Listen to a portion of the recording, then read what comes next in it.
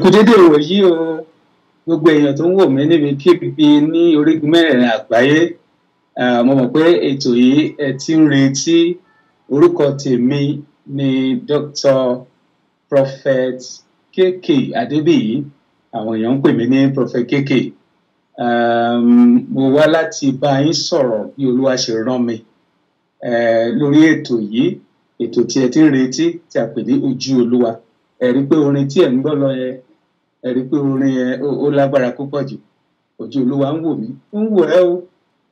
Ó ní ohun tí a ó máa sọ lórí ètò yìí ní gbogbo ọjọ́ báyìí tí a bá ti ń pàdé lórí ètò yìí, èyí tí a fi máa mọ nǹkan tí à ń pè ní ojú Olúwa yìí, àti pàápàá táwa náà fi lè máa jẹ́ kí ọ̀rọ̀ náà kó máa wọlé sínú akínyẹmí ara wa. Kí la ó máa wí?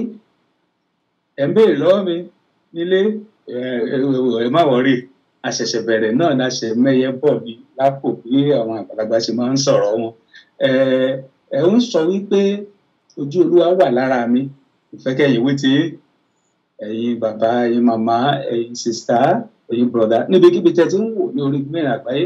Èmi ń bá yín sọ̀rọ̀ lọ́wọ́ báyìí nílùú Amẹ́ríkà ni mo wà tí mo ti ń bá yín sọ̀rọ̀ lọ́wọ́ lórí Just Be Radio tí gbogbo yín mọ̀ káàkiri, Just Be FM Radio.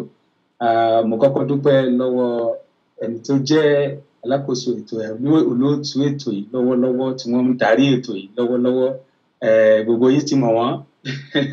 Ojú ni wọ́n mọ̀ kì í ṣe àìmọ̀ fún olóko. Orúkọ wọn ni Akọ́láwọlé. Princess wọn ò sí lára jẹ́ pé ẹ mọ̀ dáadáa, Princess Adéjọkẹ́ wọn ò sí lára, ṣùgbọ́n lénìí wọ́n ń darí ètò náà lọ́wọ́. Akọ́láwọlé orúkọ wọn. Ẹ má gbàgbé orí ètò Ojú Olúwa náà ni a wà tí ẹ ń wò lọ́wọ́lọ́wọ́.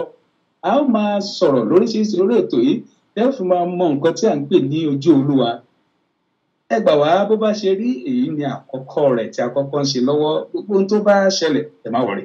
Ohun tí a ṣe jọ ń wo ètò yìí náà lọ́wọ́lọ́wọ́ bẹ́ẹ̀ yìí ṣe ń wò ó, tẹ́ ń gbọ́, ojú tẹ́ fi ń wò yẹn kò ní fọ́, etí tẹ́ dẹ̀ fi ń gbọ́ kò ní di. Ṣé rí bí a ṣe jọ ń ṣètò yìí? Ètò tí ní o, ètò tèmi ní o, gbogbo wa náà la jọ ní ètò. So gbogbo bó bá ṣe òkú rí lákòókò yìí, ẹ ṣe gbà bẹ́ẹ̀ bó bá ṣe ń tẹ̀sán. Àtọ̀ èyí ni àkọ́kọ́ lórí ètò náà, Ojú Olúwa. Àwọn olóyìnbó máa ń pè ní Eyes of God. Máa ń pè ní Eyes of God. Ẹ má jẹ́ kí n gbàgbé, mo sọ lẹ́ẹ̀kan wípé ó ní nǹkan kan tí a ó máa sọ lórí ètò yìí tí a bá ti ń dórí ètò tẹ́lẹ̀ náà fi máa rí wípé ètò Ojú Olúwa náà la ṣe ń ṣe lọ́wọ́lọ́wọ́. Tí ẹ̀yin pàpà ẹ ó fi lè máa wà nínú ẹ̀mí, torí èmi ò fẹ́ ká máa fi ara nìkan wo ètò yìí. Bóyá níbi iṣẹ́ la wà ní, bóyá nínú ilé la wà ní, àbá ń dáná lọ́wọ́, ohunkóhun tá bá ti ń ṣe lọ́wọ́lọ́wọ́ lákòókò yìí, ẹ jọ̀wọ́ ẹ fún mi ní ìgbà díẹ̀ kékeré, a ò ní máa gbà wá lásìkò. Ṣé ti gbọ́? Ẹ ṣé mo dúpẹ́ pé ẹ nífẹ̀ẹ́ ètò náà. Orúkọ tèmi lẹ́ẹ̀kan ni Prophet Dr. Kéké Adébíyì lórí ètò Ojú Olúwa. Ẹ jọ̀ọ́ ẹ má jẹ́ kí n gbàgbé ní tí mo sọ ní pé ẹ ó náwó. Ẹ sọ wípé ojú Olúwa lára mi. Ẹ sọ wípé ojú Olúwa lára mi. Lẹ́yìn náà láwa sọ pé ojú Olúwa ń wò ẹ́. Ẹ tún tọ́ka sí mi náà, ẹ sọ pé ojú Olúwa ń wò mí. Ẹ wá sọ pé ojú Olúwa ń wo gbogbo wa. Ẹ jẹ́ kí n wá so papọ̀. Ok, ẹ ti ń retí, ẹ jẹ́ kí n so papọ̀. Ẹ sọ wípé bẹ́ẹ̀ ó ṣe wí lélẹ̀, ojú Olúwa wà lára mi.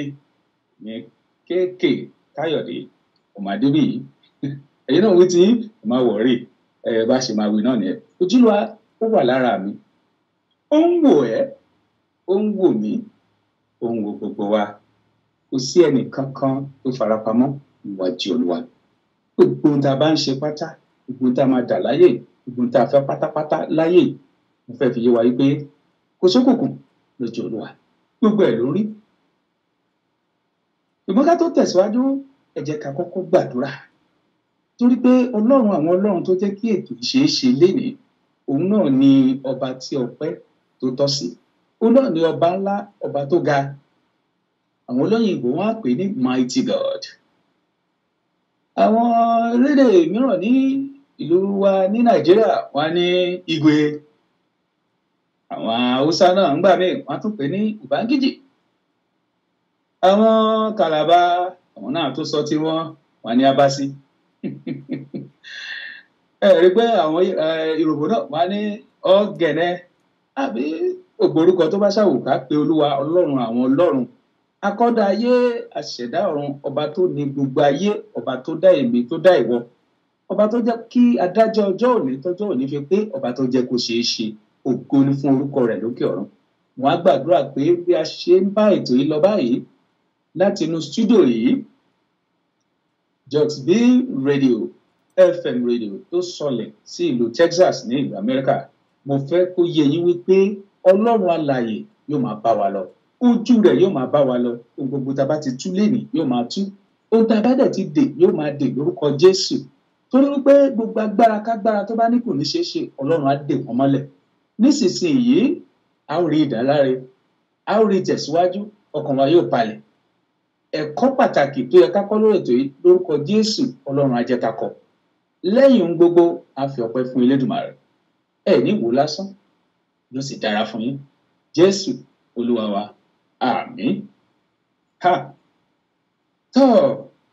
Gẹ́gẹ́ bí mo ṣe ń sọ̀rọ̀ Ojú Olúwa ní ètò náà. Ẹ jọ̀ọ́ kó tó di wípé a tẹ̀síwájú, ẹ má bínú, mo fẹ́ kí orin tí ẹ̀ ń gbọ́ lẹ́ẹ̀kan àbò orin mìíràn tó bá tún jọ bẹ́ẹ̀, ẹ jẹ́ ká máa fi gbé ètò náà. Ojú Olúwa lètò.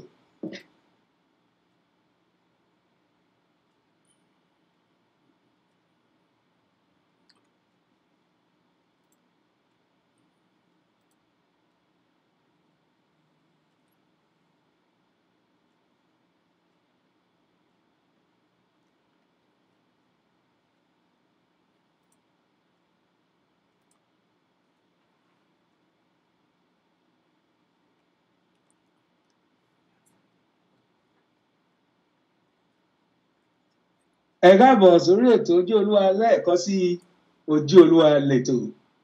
Ètò ní Ojú Olúwa. Ẹ jọ̀ọ́ lórí ètò yìí àwọn nǹkan tí a máa gbéyẹ̀wò pọ̀ lóríṣiríṣi. Lórí ètò yìí a máa ní àǹfààní láti gbọ́ àsọtẹ́lẹ̀ àti ìran tí Elédùmarè, ọba tó ní ayé àti ọ̀run, tó bá ti fi hàn. Gbogbo ohun tí ẹ bá dẹ̀ ti gbọ́ lórí ètò yìí pẹ̀lú ògo Ọlọ́run, kò ń ṣe ọ̀rọ̀ lásán tí a bá lè múlò àbí tí a lè tẹ̀lé àwọn tí Olúwa bá darí wa, ó di dandan ká dúpẹ́ lórúkọ Jésù. Mo fẹ́ kó yé wa wípé lórí ètò Ojú Olúwa yìí, ọ̀pọ̀lọpọ̀ àwọn ènìyàn ni wọn ò mọ bí Olúwa ṣe tó. Èyí ló máa jẹ́ ká lọ sínú ìwé ọ̀rọ̀ Ọlọ́run, ìwé Máàkù, àwọn olóyìnbó pè ní Mark chapter 5, èyí tí àwa Yorùbá ń pè ní orí 5, ẹsẹ̀ 25, èyí tí àwọn olóyìnbó ń pè ní 25. Òun náà ni màá ti mú ọ̀rọ̀ tí mo fẹ́ sọ jáde láti fi bá wa sọ̀rọ̀.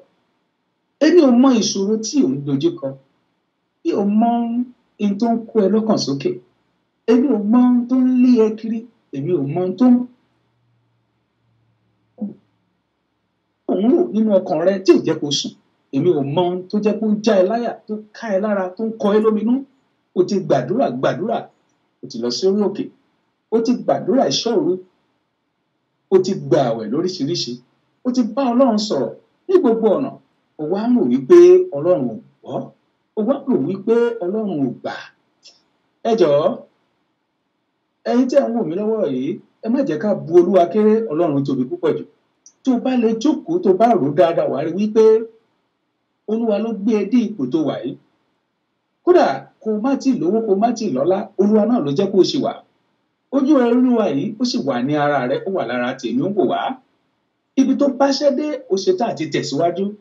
Ohun tó mú wa lọ sínú ọ̀rọ̀ Ọlọ́run yìí ni wípé ẹ ti mọ ọ̀rọ̀ náà, kì í ṣe ọ̀rọ̀ tó jẹ́ pé tuntun, ṣùgbọ́n tí a bá rẹni tó ṣẹ̀ṣẹ̀ ń gbọ́ ní ìgbà àkọ́kọ́, màá tún láyé wa. Òun ni nípa obìnrin nì tí Bíbélì fi yé wa wípé ó ní àìsàn èyí tó ń pè ní orísun ẹ̀jẹ̀. Mo rò pé ó yẹ ká mọ ìtumọ̀ orísun ẹ̀jẹ̀. Àwọn olóyìnbó á pè ní issue of blood. Orísun ẹ̀jẹ̀, Ọlọ́run ò ní jẹ́ kí àìsàn kó dé bá wa. Olúwa tó wò ó sàn, ó lè wo ìwọ. Ó lè wò ẹ́ sàn nínú àìlówó lọ́wọ́, àìlọ́lá, àìríṣetó, ogun àṣetì, ogun àmúbọ́. Ó lè wò ẹ́ sàn, ó lè jẹ́ kí gbogbo nǹkan yìí kúrò nínú ayé rẹ̀. Ó lè mú ṣùgbọ́n yìí kúrò nínú ayé rẹ̀. Bóyá àwọn kan bá ẹ du nǹkan kan tó jẹ́ tiẹ̀ ni, wọ́n bá ẹ du ipò, wọ́n bá ẹ du nǹkan tó yẹ pé ìwọ ló ní. Ta ló ní tọ̀hún? Ojú Olúwa ń wo onítọ̀hún tó fẹ́ bẹ́ẹ̀ du nǹkan yẹn, ó dẹ̀ ń wo ìwọ tó ní nǹkan. Ó ń wo ibi tí nǹkan náà wà pàápàá. Tó bá dẹ̀ ṣetán láti gbà á fún ẹ, kò sí baba ńlá ẹnìkan tó lè sọ pé kò lè ṣeé ṣe. Torí pé ó wo obìnrin yẹn sàn. Obìnrin yìí, Bíbélì wípé ó ti pẹ́ tó ti ń jẹ̀yà orísun ẹ̀jẹ̀ yìí. Wọ́n ti gbé káàkiri, mi ò mọ̀ bóyá ìṣòro tiẹ̀ náà ti gbé ẹ káàkiri, ó ti jẹ́ kó lọ kiri sọ́tún sósì. Àwọn kan ti tàn ẹ́ jẹ lọ́tún, wọ́n ti tàn ẹ́ jẹ lósì. Bó ṣe ń rí nìyẹn. Kò sí bó ṣe lè rí láyé tí ogun bá dé, Ọlọ́run má jẹ́ ká lógun. Ó máa sọ wá dá láìmọ̀ ṣe ni, àwa máa káàkiri, a máa ronú báwo la fẹ́ ṣe, ọ̀nà la fẹ́ gbé gbà. Ṣùgbọ́n kó tó gbéra, kó tó gbégbésẹ̀, kó tó ṣe ohunkóhun, ojú Olúwa máa ń wò èmi àti rẹ̀. Kò sóhun tuntun lábẹ́ ọ̀run mọ́. Gbogbo ohun tó dẹ̀ ń ṣẹlẹ̀ lọ́wọ́lọ́wọ́ yìí láti rí nínú ìwé ọ̀rọ̀ Ọlọ́run tí a ń pè ní Bíbélì. Kódà àwọn Mùsùlùmí pàápàá nínú ọ̀rọ̀ tí wọ́n ń kà, tí wọ́n ń pè ní Quran, ó wà níbẹ̀. Kò sí ohun tuntun ní abẹ́. Wọ́n á fẹ́ kó yé wa wípé obìnrin orísun ẹ̀jẹ̀ yìí, Bíbélì wípé ó ti ń lọ káàkiri, ó ń sáré káàkiri, ayé tí wọ́n ń sá fún. Èmi ò mọ̀ bóyá ogun tó ń lé ẹ kiri ayé sá fún ẹ lọ́wọ́lọ́wọ́. Àwọn tó máa ń bá sọ̀rọ̀ tẹ́lẹ̀ wọ́n fẹ́ bẹ́ẹ̀ sọ̀rọ̀ mọ́. Àwọn tó máa ń pè ẹ́ tẹ́lẹ̀ oníkálukú tí wọ́n avoid call ẹ, tó bá pè wọ́n báyìí, wọ́n á ní ó tún ti dé. Èmi ò mọ ogun tó fi mẹ́ ẹ́, tó jẹ́ pé orúkọ yẹn gan-an fi ń pè ẹ́. Gbogbo ìgbà náà ń ro, wọ́n bá ti rí ẹ báyìí, wọ́n á ní ọ̀gbẹ́ni yẹn ló ń lọ yìí, arábìnrin yẹn ló ń lọ yìí. Tó bá dẹ̀ jẹ́ pé olówó ọlọ́lá, ìyẹn ò míì. Èèyàn lè lówó, èèyàn lè lọ́lá kó má ní ìfọ̀kànbalẹ̀. Ìfọ̀kànbalẹ̀ ẹ̀ gan ogun ni. Tí ẹlòmíì ò ní yẹn, ogun ni. Nígbà tó bá lówó tó ò ní ìfọ̀kànbalẹ̀, tó ń sá kiri, tó ń ronú báwo ló ti fẹ́ ṣe, ogun kan ni o. Olúwa ṣetán láti gbà ẹ́ kúrò ní ogun náà. Ọ̀pọ̀lọpọ̀ lówó lọ́wọ́, wọn ò tiẹ̀ mọ bó ṣe máa sọ̀rọ̀ owó náà, torí owó ló ń darí wọn, owó ló ń lé wọn kiri. Àwọn ló dẹ̀ yẹ kí wọ́n máa sọ wípé owó ti dé, gbogbo ṣe dé jẹ́ kí n ná, ṣùgbọ́n owó ń dà wọ́n láàmú. Mo wá jẹ́ kó yẹ wípé ojú Olúwa rí ẹ o. Ó di dandan kí Ọlọ́run kó bẹ́ẹ̀ ṣètò bí owó rẹ yẹn bó ṣe máa dúró mọ́ ẹ lọ́wọ́, tó ní máa ṣàṣedànù mọ́. O fẹ́ lọ ṣe eléyìí, kò ṣe díẹ̀, kò kò lọ déédéé mọ́, kò ṣe díẹ̀ kò lọ déédéé mọ́, ó mọ̀yàn ó léèyàn lára lóríṣiríṣi. Wọ́n á sọ fún ẹ pé má wọrí, àwọn á ṣe báyìí fún ẹ, àwọn á ṣe gbá, àwọn á ṣàwo, ló wá di pé ogun promise and fail ìtàn pè ní ìjákulẹ̀ ní gbogbo ìgbà ìyẹn ló tún dojú kọ. Ó rò pé kì í ṣogun, ogun ni o. Obìnrin orísun ẹ̀jẹ̀ yìí, Olúwa ṣeun, Jésù ṣeun, a fi ìran kan hàn mí lọ́wọ́lọ́wọ́. Ẹnìkan ń wo ètò yìí, ó dẹ̀ ń gbọ́ wa lọ́wọ́lọ́wọ́ báyìí.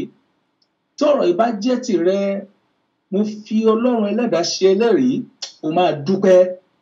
Olúwa fi yé mi wípé ní nǹkan bí ọdún 6 sẹ́yìn ló ti torí bọ irú ìṣòro yìí. Kí ni ìṣòro náà? Ni wípé ó gbèjà èèyàn kan jà ní wípé ìyà ò gbọ́dọ̀ jẹ lágbájá yìí, ó fẹ́ dúró tì í kí gbogbo ẹ̀ lè dára, òun nára gbogbo àkókò rẹ ló lò lọ́tùn lósì.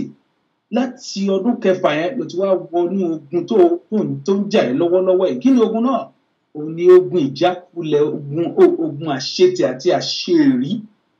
Tó bá ṣiṣẹ́, tó bá ṣe gbogbo ẹ̀, tó rí gbogbo àwọn ibi tó ń wá torí pọ̀ kò wá lọ déédéé mọ́. Olúwa nítorí pé òun gbọ́ ètò dẹ̀ ń wo ètò yìí lọ́wọ́, òpin ti dé bá ogun yẹn lénìí lórúkọ Jésù. Ó ní ó ṣe ìrànlọ́wọ́ ni gbogbo ẹni tó fi ibi sú ẹ, tó rò pé bó ṣe máa bá lọ ni ẹ, tó rò pé ayé ẹ ò ní dára mọ́, ó ní wàá tún gbélé ayé ṣe rere lójú wọn. Gbogbo nǹkan tó fẹ́ tó ń retí ó ló máa tẹ̀ lọ́wọ́. Bẹ́ẹ̀ ló sì máa rí, ó ti rí bẹ́ẹ̀. Jésù Olúwa wa. A tún fi obìnrin kan hàn mí lọ́wọ́lọ́wọ́ báyìí. Olúwa ní olóyún lọ́wọ́lọ́wọ́, ó ní oyún tó dẹ̀ níyẹn, ó ní oyún yẹn ti lọ bí oṣù 4 ó lé díẹ̀. Tó bá ṣe díẹ̀ sísìn, wàá máa sọ pé òun retí òun lọ sí oṣù 5. Ó ti tó oṣù 4 àti bóyá ọjọ́ mélòó kan. Kí ni mo fẹ́ fi sọ nínú ọ̀rọ̀ ẹni pé Olúwa ní ṣùgbọ́n òun rí ìdààmú láti ìgbà tí oyún yìí ti dúró, oríṣiríṣi àwọn ìṣẹ̀lẹ̀ ló ń ṣẹlẹ̀. Ó tiẹ̀ ti tó àkókò tó ti ń wòye pé oyún yìí ṣé ò ní mẹ́mí mi lọ báyìí, tí o sì máa dúró báyìí. Ó dẹ̀ ti gbọ́ oríṣiríṣi tó sọ fún ẹ lórí oyún yìí. Ṣùgbọ́n Olúwa sọ pé wàá bí ọmọ náà. Ó ní ọmọ yẹn obìnrin dẹ̀ ni ọmọ náà. Olúwa ní obìnrin ni o máa fi ọmọ náà bí. Ó ní wàá dẹ̀ bí ọmọ náà, wàá sọ̀kalẹ̀ láyọ̀ àti àlàáfíà tí ó sì kan tó máa ṣe ẹ́. Tá a bá rí ẹnikẹ́ni, obìnrin ni ọkùnrin, obìnrin ọmọdé tàbí tó sáré kiri pé ò ní bí ọmọ yìí, àbí bóyá wàá bá ọmọ náà kú ní lórúkọ Jésù, ọ̀run á bá wọn wí. Lórúkọ Jésù, ọ̀run á fọ̀rọ̀ ẹ jọ wọ́n lójú. Ọlọ́run á wá dá wọn sí, wọ́n á rí wípé ọmọ náà dé. Ṣùgbọ́n tá a bá rí ẹni tó bá jẹ́ pé ó jẹ́ alágídí ẹ̀dá tó lóun ò fẹ́ fojú rí, tó ní over my dead body, ó dẹ̀ ṣe máa rí nìyẹn. Àṣẹ ti gùn. Jésù Olúwa wa. Kí tó máa tẹ̀síwájú, ó kọ ẹyọ kan tí mo fẹ́ sáré sọ. Ìran yìí tiẹ̀ ni ó jẹ́ ọmọ 50 ọdún ó lé ní ọjọ́ mélòó kan, ó ò tí ì pé 50 ọdún àti ẹyọ kan, èyí tó ń pè ní 51. Ṣùgbọ́n you are 50+. Olúwa sọ fún mi wípé kò pẹ́ tó celebrate 50 years yẹn. Ṣùgbọ́n àwọn ọ̀tá sọ wípé ò ní ṣe 60. Irọ́ ni wọ́n pa. Olúwa ní wàá ṣe 60, wàá ṣe 70, wàá ṣe 80, wàá ṣe 100.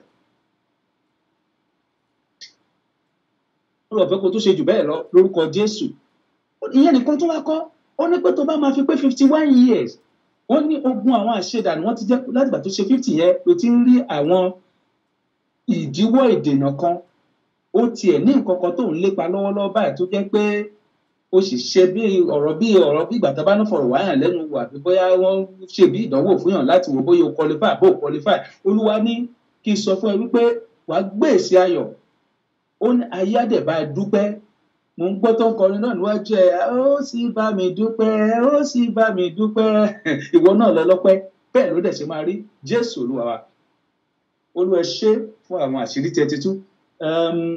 Bó bá rí bẹ́ẹ̀, ẹ jẹ́ ká tẹ̀síwájú, ẹ má jẹ́ ká gbàgbé wípé ojú Olúwa náà ni tí ẹ̀ ń wò lọ́wọ́lọ́wọ́. Orúkọ tèmi lẹ́ẹ̀kan sí ni Prophet Dr. KK Adébíyì. Ẹ jọ̀ọ́ ẹ má jẹ́ kí ká gbàgbé nǹkan kan. Arábìnrin tí mo ń sọ̀rọ̀ ẹ̀ lọ yẹn, obìnrin tí à ń pè ní tí wọ́n forúkọ orísun ẹ̀jẹ̀ náà fi pè é.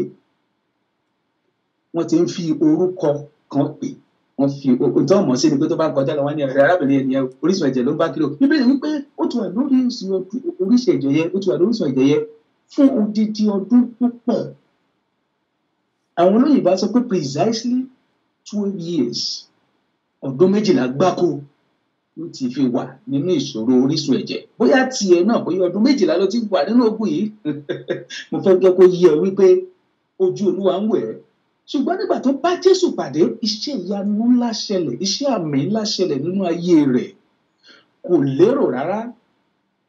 Bíbélì sọ pé àwọn ọmọ ẹ̀yìn Jésù àti àwọn ènìyàn kan wọn ò fẹ́ jẹ́ kó ráyè súnmọ́ bí tí Jésù wà torí wípé èrò ti pọ̀ jù. Èmi ò mọ̀ pé bóyá ń túwọ̀ náà ń lépa àbí tó ń fẹ́ lọ́wọ́lọ́wọ́ báyìí àwọn kan ń di ẹ̀ lọ́wọ́ torí pé àwọn èèyàn pọ̀ lórí line. Àwọn olóyìnbó á pè ní pé ènìyàn wà online. A bá rí ẹnikẹ́ni àwọn kan tún pè l'Amẹ́ríkà wọ́n á ní inline. Ìyẹn ni wípé àwa ti Nàìjíríà á pè ní pé mo wà lórí queue. Gbogbo tó bá wù kó ṣẹlẹ̀ tó ń wò pé báwo ni kí ló dé torúkọ tèmi náà ṣe tí ì jáde, kí ló dé tí mi ò ti rí kinní ìgbà, kí ló dé tí ò tẹ̀ mí lọ́wọ́, ṣé ìwé ìgbénu ló ń wá ni? Èmi ò mọ̀. Ohunkóhun tó bá wù kó wá tó rí pé orúkọ tiẹ̀ yẹ kó ti jáde ṣùgbọ́n wọn gbé orúkọ ẹ jáde.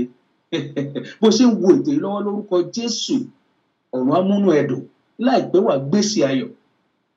Bí Olúwa ṣe rántí ọmọbìnrin náà láì ṣe wàhálà rárá lórúkọ Jésù, ò ní ṣe wàhálà tó máa rí àṣeyọrí rẹ gbà, ò ní ṣe wàhálà tí ọ̀nà rẹ fi máa là, ò ní ṣe wàhálà tí gbogbo ohun tó ń fẹ́ tó máa fi tẹ̀ lọ́wọ́, ò ní ṣe wàhálà tó máa fi bọ́ nínú ogun àìsàn yẹn. Olúwa ṣeun. Olúwa fi hàn mí, ó ní ẹnìkan ń bẹ lọ́wọ́lọ́wọ́ báyìí. Ó ní lẹ́ẹ̀kan bí kò tí ì pẹ́ rárá ní àìsàn náà kọ̀ dé bá bí ìgbà tó bá ní orí èèyàn bẹ̀rẹ̀ sí ń wú, ìgbà tó yá lórí bẹ̀rẹ̀ sí ń fọ́ ẹ. Ó ní orí fífọ́ yẹn ló wá dẹ̀ dé pé láti ìgbà yẹn orí fífọ́ yẹn tó bá lọ díẹ̀ á tó gbé ẹ, tó bá dẹ̀ ti gbé ẹ báyìí ó máa dàbí ìgbà tó bá nílé ayé ṣúyàn bíi pé kéèyàn lọ ni. Olúwa ní bó ṣe ń wo ètò yẹn lọ́wọ́ tó dẹ̀ gbọ́ lọ́wọ́ báyìí orí fífọ́ yẹn ò tún ní gbúròó ẹ̀ mọ́ lórúkọ Jésù. Bẹ́ẹ̀ ló dẹ̀ ṣe máa rí.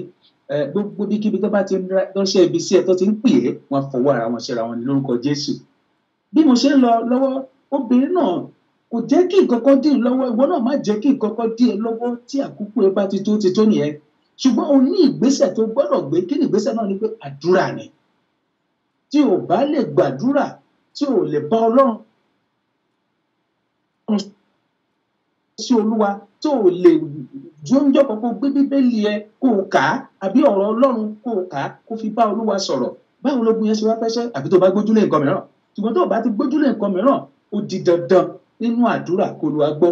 Bí Olúwa bá dẹ̀ ti gbọ́ àdúrà, tó bá tún ti wá rán àwọn òjíṣẹ́ rẹ̀ sí ẹ, ẹnikẹ́ni tó bá rán sí ẹ, ó lè jẹ́ wòlíì tiẹ̀ tó ti mọ̀, ó lè jẹ́ ní ṣọ́ọ̀ṣì ẹ tó ń lọ, ó lè jẹ́ ibikíbi náà ti bá ẹ sọ̀rọ̀ náà ti ránṣẹ́ sí ẹ. Ó yá o láti tẹ̀lé ọ̀rọ̀ náà torí pé ìgbọràn ó sàn ju ẹbọ rúrú lọ.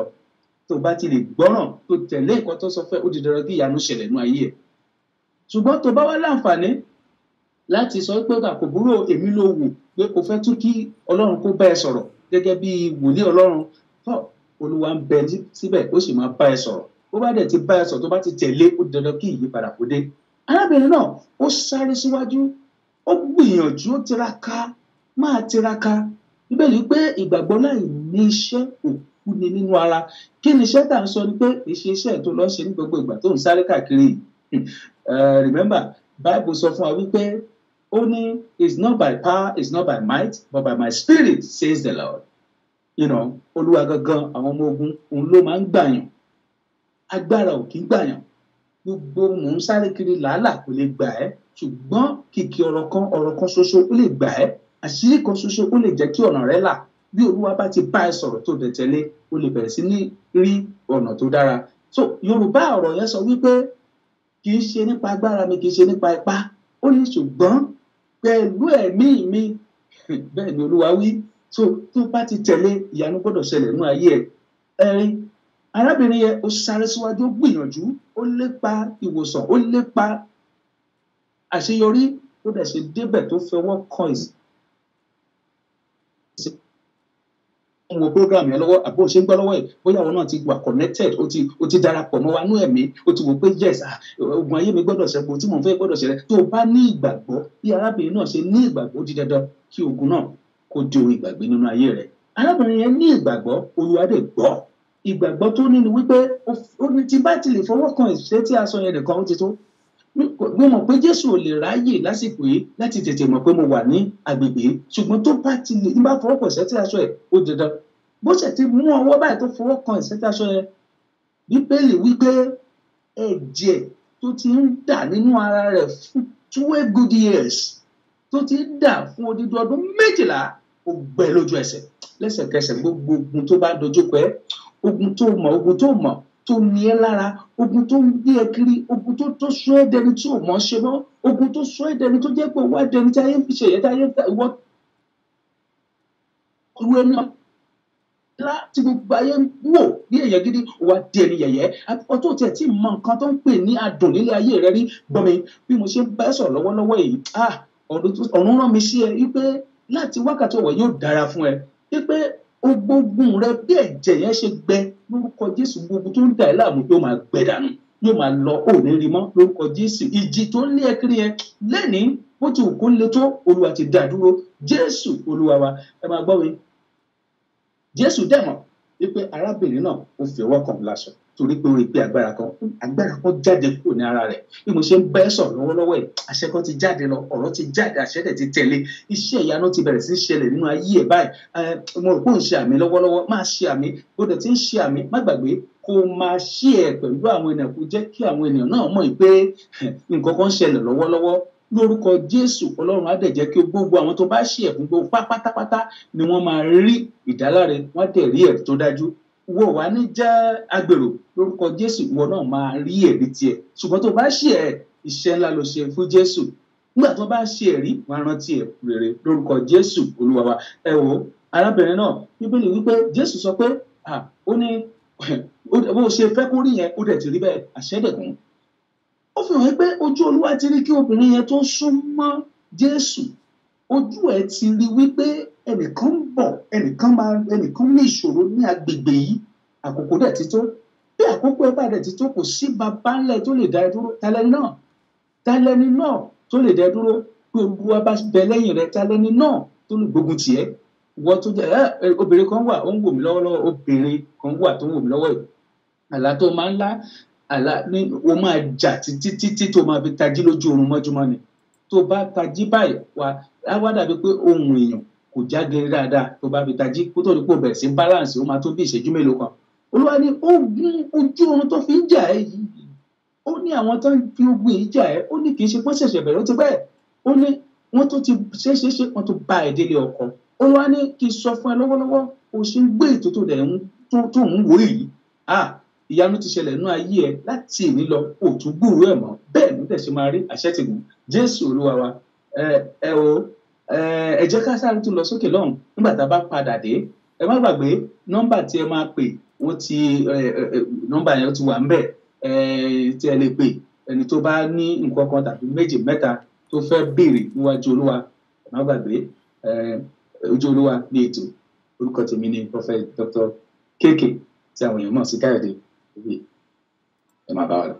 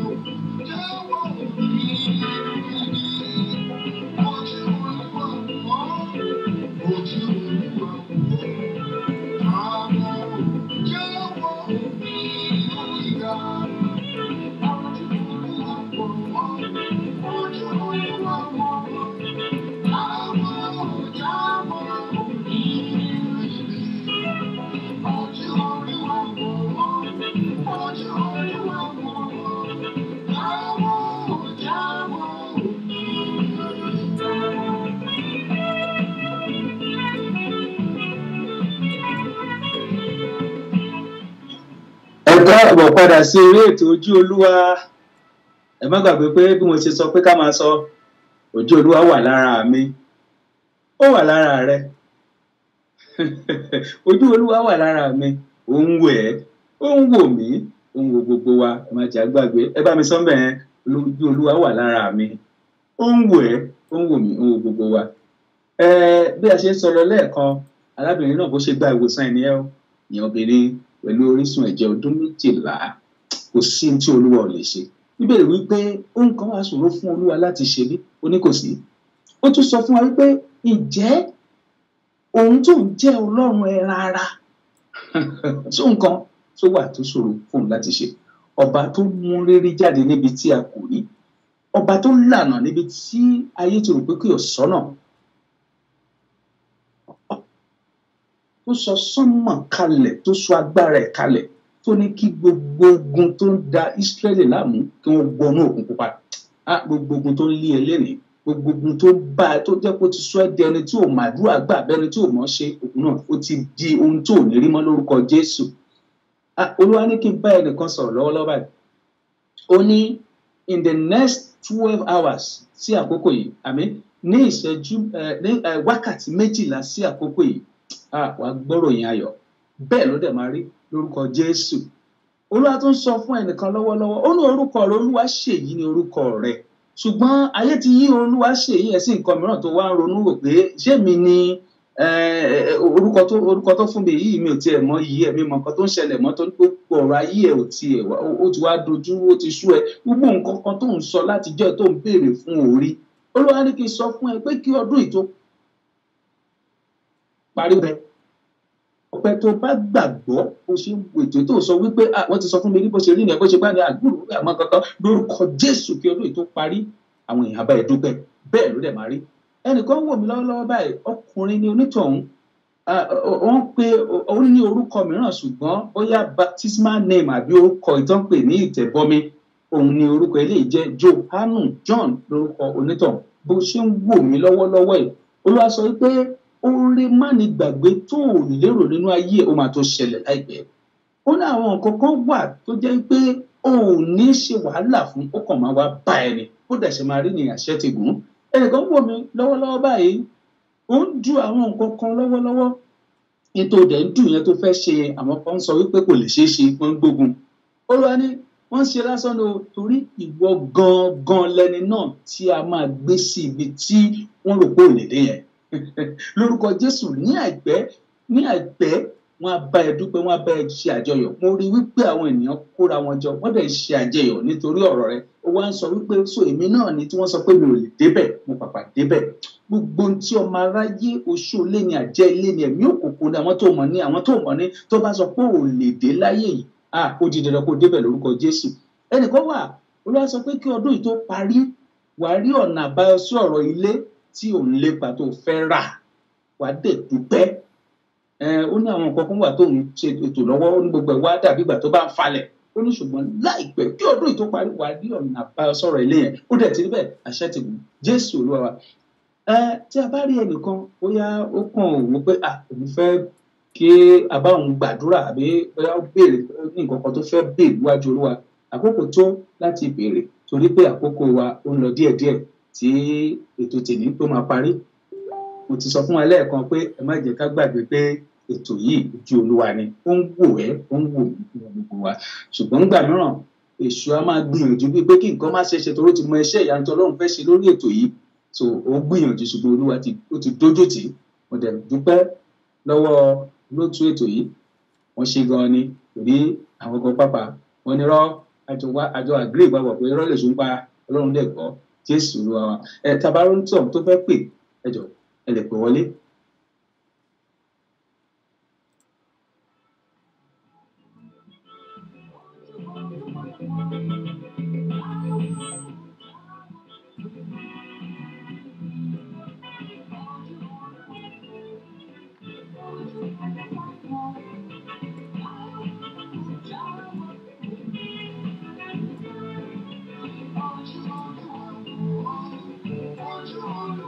ó dà kò burú nígbà tí à ń lóde kí àwọn tó bá fẹ́ pè wọlé pọ́n lè pèsè mọ̀ pé àkọ́kọ́ orí ẹ̀ lélẹ́yìí sọ ọ̀pọ̀lọpọ̀ wọ́n sì lè máa struggle díẹ̀ láti fẹ́ pè wọlé kí ojú aago kó máa ṣe bẹ́ẹ̀ ní bísí díẹ̀ ṣùgbọ́n tó bá yá gbogbo ẹ̀ ó máa lọ.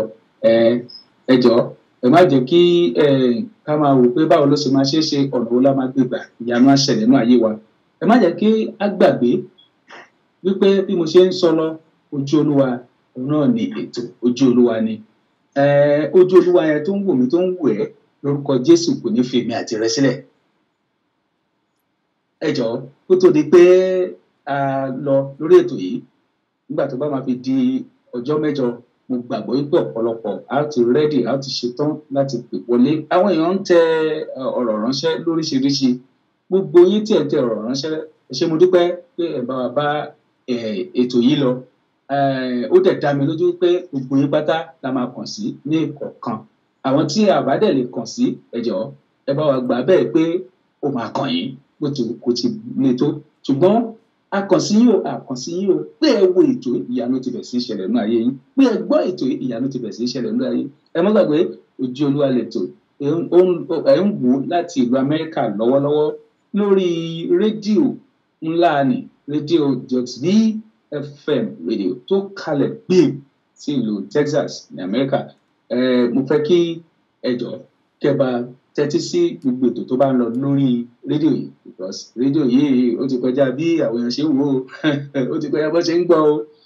Orúkọ tèmi ni Prophet Dr. KK Adébíyì. Ẹ jọ̀wọ́ mo fẹ́ gba àwọn àdúrà bíi mélòó kan fún yín kó tó di pé mo fi orí ètò yìí sílẹ̀. Ṣùgbọ́n kí n tó gbàdúrà ó ní ẹnìkan náà tí Olúwa ń sọ fún mi pé nígbà tá a bá máa fi rí ọjọ́ 10 sí àkókò yìí ó yá gba lẹ́tà ayọ̀ lórúkọ Jésù wá gba lẹ́tà ayọ̀ in the name of Jesus. Mo gbàdúrà gbogbo agbára kágbára tó bá lóbi tó máa gbà lórúkọ Jésù ọ̀run á fi agbára náà ṣòfò dànù lórúkọ Jésù. Àwọn kan máa ń sọ wọ́n ní àgbọn gbòtá tó bá ní ẹ́ lára wọn ò ní nísìmí lórúkọ Jésù. Bẹ́ẹ̀ wípé ẹnikẹ́ni tó bá ti wà ní abẹ́ òjìji Elédùmarè tó ń gbé abẹ́ òjìji Elédùmarè ó ní yóò máa fi ojú rẹ̀ rí oríṣiríṣi lọ́tún ẹgbẹ́ ọ̀pọ̀lọpọ̀ ènìyàn wá ṣubú lọ́tún wá ṣubú lósì ó ní kìkì ojú ẹ̀ ló fún máa rí ó ní ṣùgbọ́n kò ní bá wọn nípìn bẹ́ẹ̀ á kàn máa fi ojú yẹn á máa fi wèrè àwọn èèyàn gbogbo lásán ni. Bẹ́ẹ̀ wípé torí pé Olúwa yóò gbé wa sókè tó bá gbé wa sókè báyìí kí àwa ká má lè fi ẹsẹ̀ wa gún òkúta àwọn áńgẹ́lì ni ó ti rán wọn sọ̀kalẹ̀ báyìí wọ́n máa gbé ẹ sókè ó ní fi ẹsẹ̀ rẹ gún òkúta ayé oṣó lẹ́yìn àjẹ́ ilé wọn ní orí ẹ̀ ogun àṣetì àmúbọ́nú ayé ẹ̀ ó ti dòpin lẹ́nìí lórúkọ Jésù ọkàn wa balẹ̀ adé lẹ́nu ọpẹ́ ó ti rí bẹ́ẹ̀ àṣẹ ti gùn gbogbo tó máa sunkún ayọ̀ lẹ́nìí ẹkún lọ́la lónìí ó ti dòpin lórúkọ Jésù mo ló ti dòpin bẹ́ẹ̀ ló dẹ̀ máa rí àṣẹ ti gùn. Ẹ ṣé gan mo dúpẹ́ òtò ẹ máa wò lọ tí èní ó rí bí ó ṣe rí ó bá máa di ọjọ́ mẹ́jọ lágbára Ọlọ́run ní aago 3 ti ìlú Georgia táìmù kan náà ní ti ní ìlú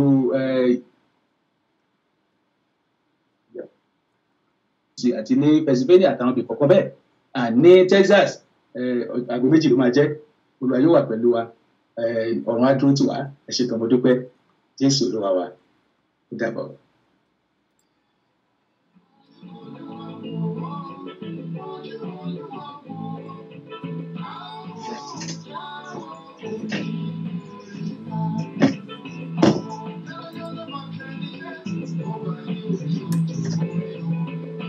Ẹlẹ́sà ṣé gbogbo ṣe ń mú kí ọmọ mi kan ń gbé mi ṣé kò hàn lójú ẹ̀.